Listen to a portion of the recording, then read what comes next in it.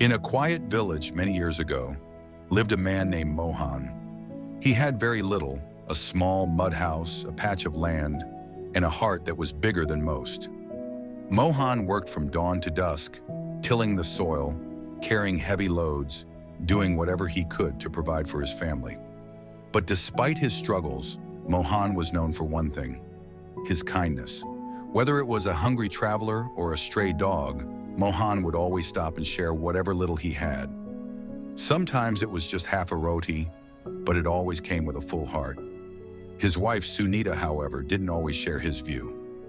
"Mohan," she would say, "your goodness is emptying our kitchen. We barely have enough for ourselves." But Mohan would simply smile and reply, "A hungry stomach is the greatest suffering, Sunita. If we can help someone, even once, why shouldn't we?" One hot afternoon, as Mohan rested on his charpai after a long morning in the fields, an old voice called out from outside. It was weak, tired, almost a whisper. "Is anyone there?" Sunita peeked through the window. Standing at their door was a frail old sage, covered in dust, his clothes worn out, and sweat dripping from his forehead. She sighed in frustration. "Now this one's here too. Looks like we won't eat today either." Mohan heard her but didn't say a word. He quietly walked to the door and greeted the sage with folded hands. "Baba, please come in. Rest here. I'll get you some water." He brought out a jug of cool water and watched as the old man drank it slowly, eyes closed in relief.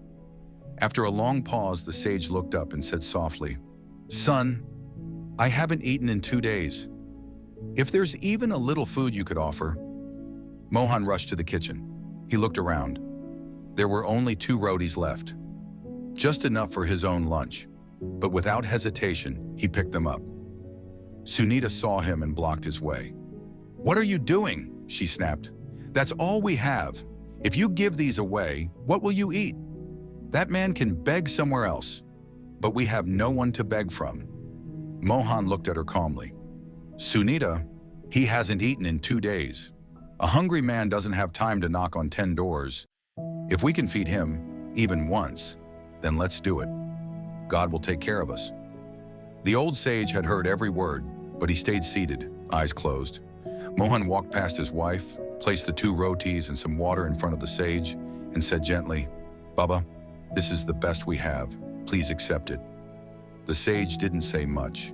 He ate in silence, slowly, gratefully. Then he sat still, breathing deeply as though peace itself had entered his body. When he finally stood to leave, he turned to Mohan and reached into his worn bag. From it, he pulled out 2 shining gold coins, old but bright and heavy in the hand. "Take these," the sage said, placing them into Mohan's palm. Mohan was stunned. "Baba, I can't accept this." The sage smiled. "These were given to me by a king, but I've been searching for someone truly deserving. Today I found that man." He continued, "This is not a reward. It's a blessing earned by your selfless heart, not because you gave me food, but because you gave it with love, expecting nothing in return. Remember, son, karma is the truest dharma. Keep doing good. Help others. The world needs more hearts like yours." With those words, the sage turned and walked away, disappearing down the dusty road. Mohan stood at the door, staring at the coins, his eyes moist with emotion. Sunita said nothing. For the first time, she understood the depth of his compassion.